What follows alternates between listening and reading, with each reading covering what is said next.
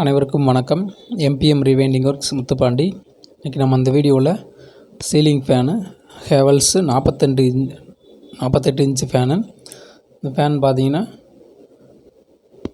Fan bearing சத்தம் இதெல்லாம் எதுவுமே இல்லை. ஆனால் வந்து மெதுவாக ஓடுது, ரொம்ப ஸ்லோவாக மட்டும் ஓடுது. கண்டென்சர்லாம் புதுசு தான் மாற்றிருக்கு. அப்படி மாற்றினாலுமே ஃபேன் ரொம்ப ஸ்லோவாக ஓடுது. அது என்ன கம்ப்ளைண்ட்டு, எதனால் அப்படி ஓடுதோ அதை எப்படி சரி பண்ணுறோம் அப்படின்றது தான் இந்த வீடியோவில் பார்க்க போகிறோம். அது ஃபேன் பார்த்தீங்கன்னா இந்த சாஃப்ட்டை பாருங்கள். சாஃப்ட்டை ப்ரெஸ் பண்ணிங்கன்னா சாஃப்ட்டு வந்து மேலேயும் கீழேயும் உள்ளே போயிட்டு வருது. பேரிங்கோ இல்லை கவர் ஏதோ சாஃப்ட்டு வந்து தேய்மானம் ஆகிருக்கு. பேரிங் வந்து கரெக்டாக சாஃப்ட்டில் பிடிக்காமல் ஃப்ரீயாக இருக்கிறதுனால தான் இந்த மாதிரி நம்மளுக்கு சேக் ஆகுது. அதனால தான் நம்ம கரெக்டாக 2 பேரிங்குமே நம்மளுக்கு சென்டர் பண்ணி ஆயில் இருக்கிற ரோட்டாருக்கு ஃபுல் மேக்னெட்டிக் ஃபீல் கிடைக்கல.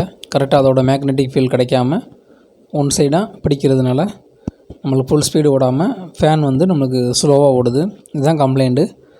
சாஃப்ட்டு ப்ராப்ளத்தினால தான், சாஃப்ட் வந்து தேய்மானம் ஆனதுனால பேரிங் கரெக்டாக அதில் பிடிக்காதனால நம்மளுக்கு இந்த மாதிரி ஓடுது. நம்ம சாஃப்ட்டை கழட்டிட்டு இப்போ ஃபேனை ஃபுல்லாக கழட்டிட்டு அது சாஃப்ட் தேய்மானம் ஆகிருக்கா இல்லை பேரிங் தேய்மானம் ஆகிருக்கா, சாஃப்ட்டு பல்ல எது விழுந்திருக்கா அப்படின்றத நம்ம செக் பண்ணிவிட்டு இப்போ நம்ம சர்வீஸ் பண்ண போகிறோம். ஃபேன் நம்ம கழட்டுறதுக்கு முன்னாடி ஃபேன் லீடு வயரில் நம்ம கழட்டி விடலாம். ரெட் கலர் வயர் வந்து running wire, yellow colour starting oil wire, white colour common wire, அதில் கெப்பாசிட்டி எதுவுமே வராது. இந்த மாதிரி வயரிங் வந்து நம்ம எப்போயுமே கழட்டும் போது நம்ம பார்த்துக்கிறணும். அடுத்து நம்ம இது கிளாம்பு, கெப்பாசிட்டி கிளாம்பு அல்லது கண்டென்சர் கிளாம்பு. இது கண்டென்சர் வந்து இதில் நம்ம ஃபிட் பண்ணி நிப்பாட்டிருப்போம். அடுத்து வந்து நம்ம ஃபேனை வந்து ஏதாவது ஒரு இடத்துல நம்ம மார்க் பண்ணிவிட்டு மேலே உள்ள அந்த ஃபேன் 3 ஸ்க்ரூயும் கழட்டினோம்னா தனியாக கழட்டிடலாம். நம்ம பாட்டம் அடிப்பக்க கவரிங் கழட்டியாச்சு, மேப்பவரும் நம்ம கழட்டியாச்சு. காயில் பாருங்கள், இந்த மாதிரி இந்த ஸ்டேமிங் தகடால் ஆன கோரில் தான் அந்த மாதிரி காயில் சுற்றி இருக்கும். இது வந்து மொத்தம் 24 coil, starting 12 coil, running 12 coil. Havells fan ஒவ்வொன்றில் 14 காயில், 16 காயில், 18 காயில் அந்த மாதிரி வரும். இந்த கோரில் வந்து ஸ்டார்டிங்கில் 12 காயில், ரன்னிங்கில் 12 காயில். இதில் நம்ம இந்த கோரில் உள்பக்கம் சுற்றி இருக்க இந்த காயில் ஃபுல்லாமே ஸ்டார்டிங் காயில், வெளிப்பக்கம் இருக்க காயில் ஃபுல்லாமே நமக்கு ரன்னிங் காயில். எப்போவுமே சீலிங் ஃபேனில் இந்த மாதிரி தான் வரும். உள்ளே இருக்கிறது ஸ்டார்டிங் காயில், வெளியில் இருக்கிறது வந்து ரன்னிங் காயில். எல்லா ஃபேனுக்குமே இந்த மாதிரி தான் இருக்கும். ஸ்டார்டிங் காயில் 12 காயில் இருந்துச்சுன்னா ரன்னிங்லேயுமே 12 காயில் அந்த மாதிரி தான் வரும்.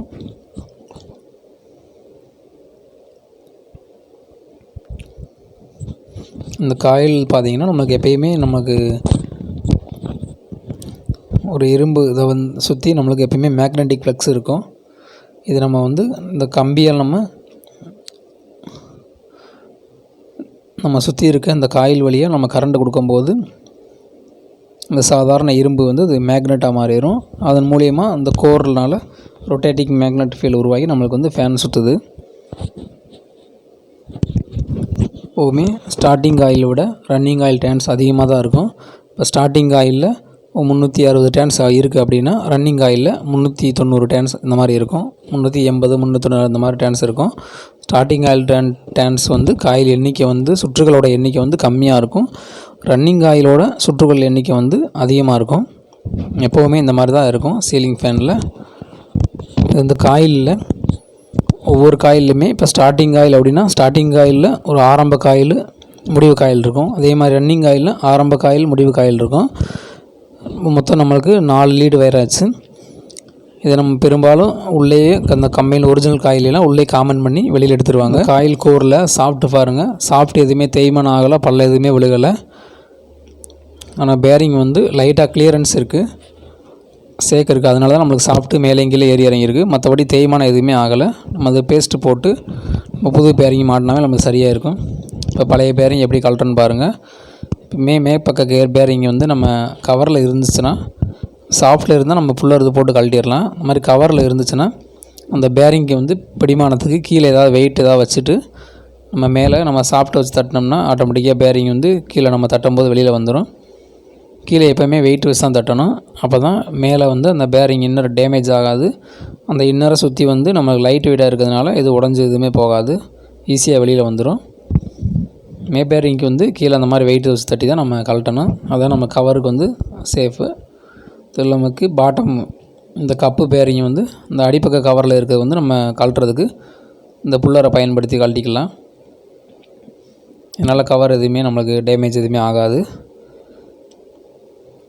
இந்த புல்லரில் நம்ம கீழே வந்து சாஃப்ட்டில் உள்ளே இன்சர்ட் பண்ணிவிட்டு இந்த சென்டரில் லாக் மாதிரி போட்டு நமக்கு கீழே அடிப்பக்கம் வந்து லைட்டாக விரிஞ்சுக்கிறோம். அது வந்து பேரிங்கை நம்ம கீழே பிடிச்சிட்டு ப்ரெஸ் பண்ணி நம்மளுக்கு நம்ம மேலே ரொட்டேட் ஆக ஆக அது கீழே இருக்க பேரிங்கை புல்லர் வந்து கழட்டி கொண்டு வந்துடும்.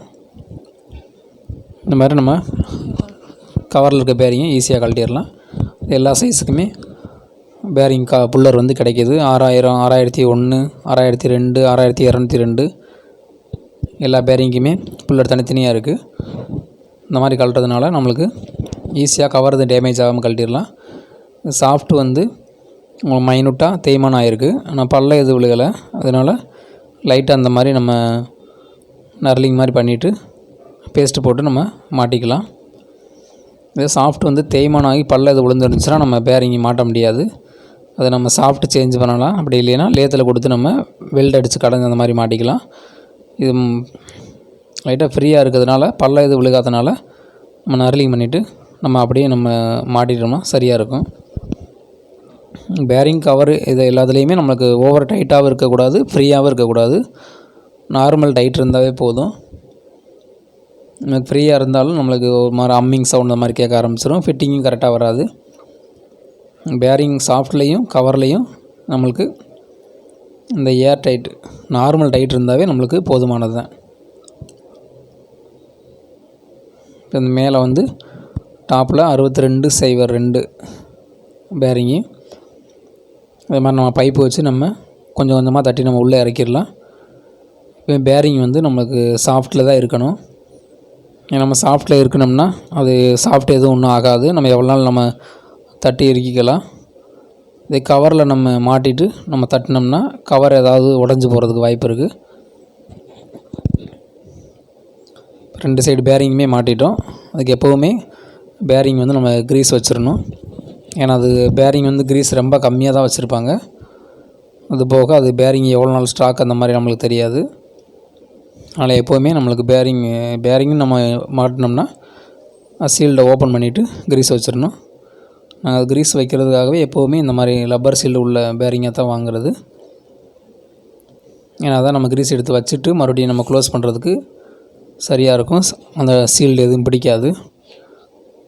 நம்ம இரும்பு சீல்டு போட்ட பேரிங் அது மாதிரி வாங்கி நம்ம க்ரீஸை எடுத்துகிட்டு மறுபடியும் வச்சோம்னா அது லைட்டாக பால் பிடிக்க ஆரம்பிச்சிடும். பேரிங் நம்ம இறுக்கிட்டோம். க்ரீஸ் எல்லாம் வச்சாச்சு, நல்லா ஃப்ரீயாக இருக்குது. கவருமே இது மாதிரி நம்ம நார்மல் டைட்டோடு அப்படியே ஃபிட் பண்ணிடுவோம். கவரை கரெக்டாக அந்த பேரிங்கில் உட்கார வச்சுட்டு இந்த மாதிரி சுற்றி லைட்டாக தட்டினோம்னா கவர் சீட்டிங் ஆகிக்கிறோம். இந்த கவர் வந்து அந்த பேரிங் அந்த சென்டரில் அந்த இடத்துல மட்டும் தான் தட்டணும். மற்ற அவுட்ரு பகுதியில் எதுவுமே தட்டக்கூடாது. ஏன்னா அவுட்ரு பகுதி வந்து உடஞ்சி போயிடும். இது ஃபேன் ரிங்கு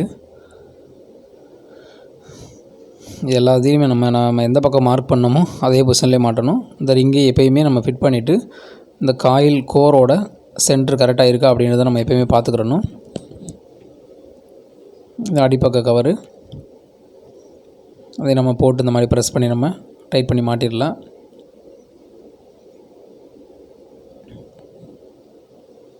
கரெக்டாக நம்ம பழைய அளவில் மார்க் பண்ண இடத்துல உட்கார வச்சுட்டு இப்போ 3 ஸ்க்ரூவையும் போட்டு நம்ம டைட் பண்ணிடுவோம். 3 ஸ்க்ரூவையுமே நம்ம ஒவ்வொரு முறையாக நம்ம ஈவனாக ஆப்போசிட் நம்ம டைட் பண்ணோம்னா 2 சைடுமே கரெக்டாக அது போய் லாக் ஆகிக்கிறோம். நம்மளுக்கு கவர் சாஃப்ட் எதுவுமே பிடிக்காமல் நல்லா ஃப்ரீயாக ரொட்டேட் ஆகும்.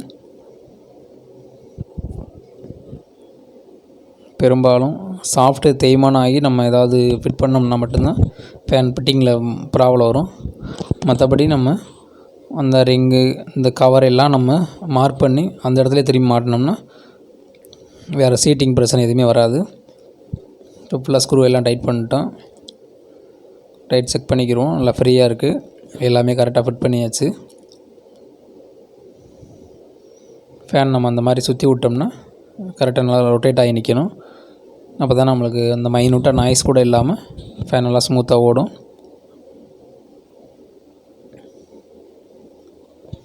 இப்போ நம்ம லைனில் வெளியில் எடுத்து கண்டென்சர் கிளாம்பில் கண்டென்சரோட ஜாயின் பண்ணிட்டு நம்ம இப்போ ரன்னிங் செக் பண்ணி பார்த்துருவோம்.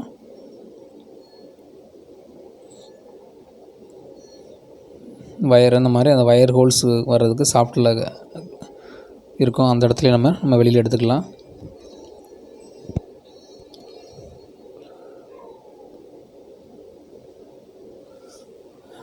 இந்த கண்டென்சர் கிளாம்பு இதில் தான் நம்ம கண்டென்சரை ஃபிட் பண்ணி நிப்பாட்டுறதுக்கு தான் அந்த கிளாம்பு. கண்டென்சரை நிப்பாட்டுறதுக்கும் நம்ம லீடு வயர் கொடுக்குறதுக்கும் இந்த கிளாம்ப் பயன்படுது. இப்போ கண்டென்சர் கிளாம்ப் ஸ்க்ரூவை போட்டு நம்ம டைட் பண்ணிட்டோம்.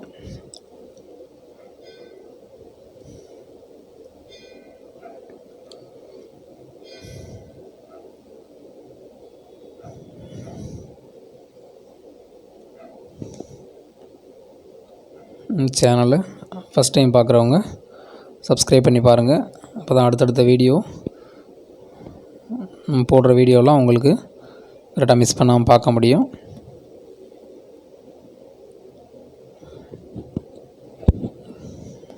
இப்போ நம்ம லைனை நம்ம காமன் செக் பண்ணிடுவோம். நம்ம காமன் வந்து ஒயிட் ஆல்ரெடி ஏற்கனவே பார்த்தோம். இப்போ ஒயிட்டில் இருந்து பார்த்தீங்கன்னா ரன்னிங் ஸ்டார்டிங் 2ல் வச்சாலுமே 2 டைரெக்ஷன் ஓடுது. எல்லோலேயும் ஒரு டைரெக்ஷன் ஓடுது, ரெட்லேயும் ஒரு டைரெக்ஷன் ஓடுது. அப்போ வந்து நம்ம காமன் ஒயர் சரியாக தான் இருக்குது. இந்த மாதிரி தான் நம்ம காமன் ஒயர் செக் பண்ணணும். எப்படின்னா நம்ம காமன் ஒயரு நம்ம கரெக்டாக கொடுத்தா மட்டும்தான் 2 டைரெக்ஷன்லேயும் ஃபேன் ரொட்டேட் ஆகும். நம்ம காமன் ஒயர் மாற்றி ரன்னிங் ஸ்டார்டிங்கில் மாற்றி ஏதாவது கொடுத்தோம் அப்படின்னா ஃபேன் வந்து 2 டைரெக்ஷன் இந்த மாதிரி மூவ் ஆகாது. இதை வச்சு நம்ம காமன் செக் பண்ணிக்கலாம். நம்ம கழட்டும் போதே நம்ம பார்த்தோம், ஒயிட் கலர் வந்து common, red colour running, yellow starting. அது பிரகாரம் அப்படி நம்ம கொடுத்து நம்ம ஃபேன் ரன்னிங்கை வந்து செக் பண்ணி பார்த்துருவோம். எப்போவுமே எந்த இதில் நம்ம கழட்டினாலுமே வயர் எப்போவுமே நம்ம மார்க் பண்ணி வச்சுக்கிறணும், அடையாளம் வச்சுக்கிறணும்.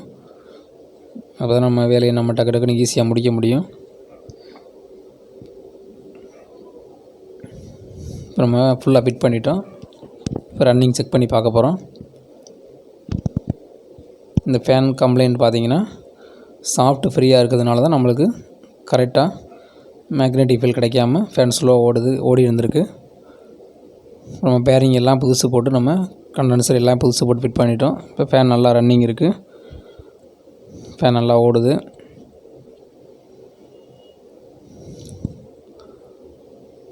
இந்த மாதிரி தான் நம்ம செக் பண்ணணும். ஃபேன் பேரிங் மாட்டுறது எல்லாத்துக்குமே. அந்த கிளாம்பில் நம்ம 3 வயர் அந்த ஆப்போசிட்டில் கொடுத்துட்டோம்.